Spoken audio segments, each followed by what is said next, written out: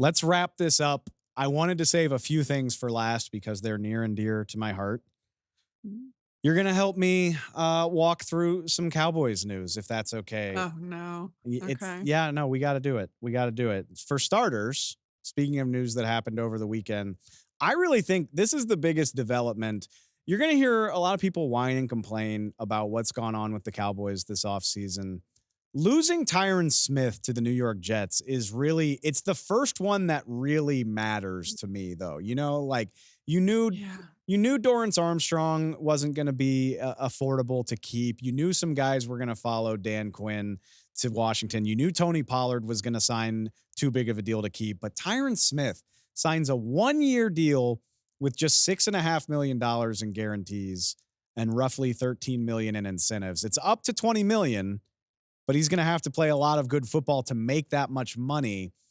This is the first move of the Cowboys offseason that I genuinely think makes them a worse team in 2024.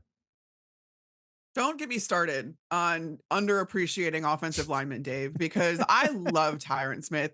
He was I get that he's had injury issues and all of that kind of stuff, but you realize that he's coming off a contract with the Dallas Cowboys that was an 8-year team friendly deal. And you can't find it in your heart to figure out how to make it work with him, especially like you said, it's only 6.5 million guaranteed. That's nuts to pay for a left tackle. Are you kidding me? Who are you going to get for cheaper than that? And this goes back to setting Dak Prescott up for success. You've got a decision to make when it comes to Dak Prescott, or rather, he's got a decision to make whether or not he wants to stay with a franchise that, for all intents and purposes, has not set him up for success. He gets you as far as he can in the regular season. That falls apart in the playoffs. I'm not absolving Dak Prescott of all of the responsibility there, but you think that if maybe you fortified the line so that the Dallas Cowboys offensive line actually lived up to what its reputation used to be, and getting Dak Prescott some good receivers other than CeeDee Lamb, and oh yeah, making sure that he's got a good backfield to lean on. Do you not think that that would help you get over the hump if you're the Dallas Cowboys in the postseason? Oh, It baffles me. we're It gonna absolutely baffles me. we're gonna talk about Dak Prescott. Don't worry. Music to my ears. By the way, I'm glad I'm not the only one. But here's the thing. And if you're a Cowboys optimist, and I know that those fans still exist, it How? it, it hope is a hell of a drug, man. Hope is a hell of a drug. I can hear people saying, yeah, they drafted Tyler Smith 2 years ago to fill this role. That's what he's supposed to do. Tyron misses time. Tyron's old. Tyron gets hurt. We have Tyler Smith. What's the issue? The issue is, A, Tyler Smith played at an all pro level at left guard. And I'm confident he can do a good job at tackle, but taking an all pro out of his position is still a Mm-mm. choice.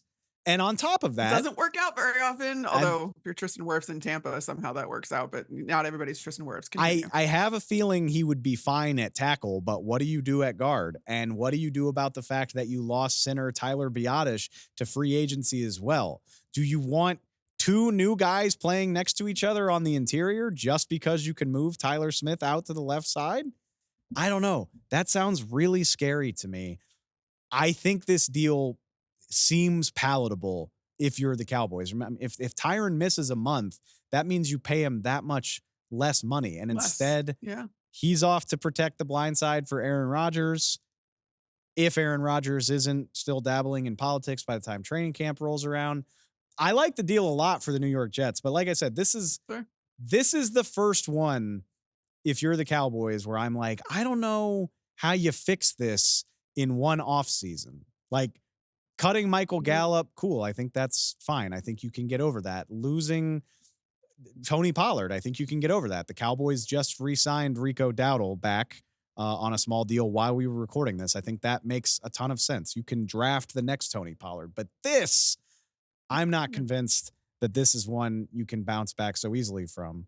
The other And news. Oh, so no, they're go. lucky that no, they're lucky too that this is a rich tackle class. It's a rich offensive line class in general. You know, you go further down and you can get some really good value for some guards there. But again, just like you were saying, why make more holes for you to have to fill in the draft when getting a left tackle again was so easily achievable with a guy that has proved loyal to you by signing an insane 8-year deal, which is not a contract any player should want to sign. And you can't make it work with him. I don't understand it. I really, really don't. Don't let it fly under the radar that Tyron Smith played every year of that deal, by the way. Like, don't underestimate how rare that is. Like, it's rare for an NFL player to get to the end of a 5-year deal, let alone Right. an 8-year deal. Tyron Smith played every year of it.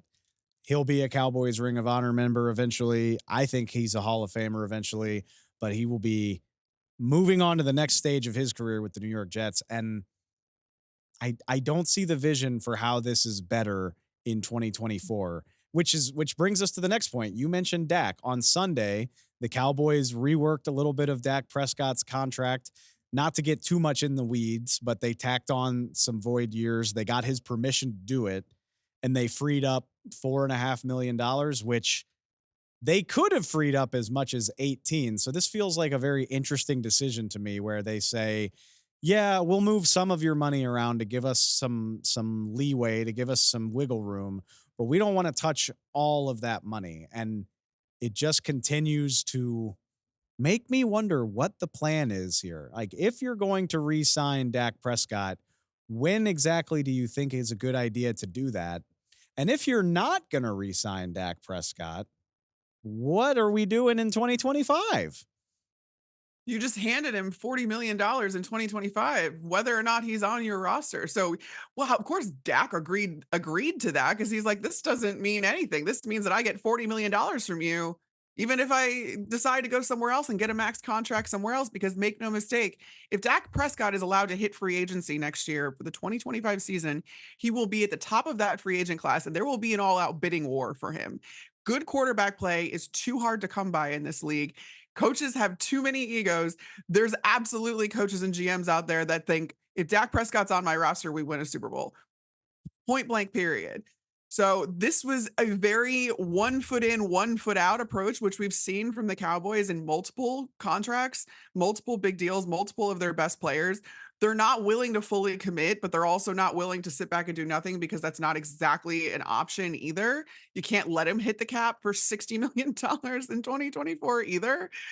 But it's just you need to make a decision. You need to say, all right, we're committing to Dak long term and give him the value that he deserves and would get even on the open market. Give him a max deal for a quarterback.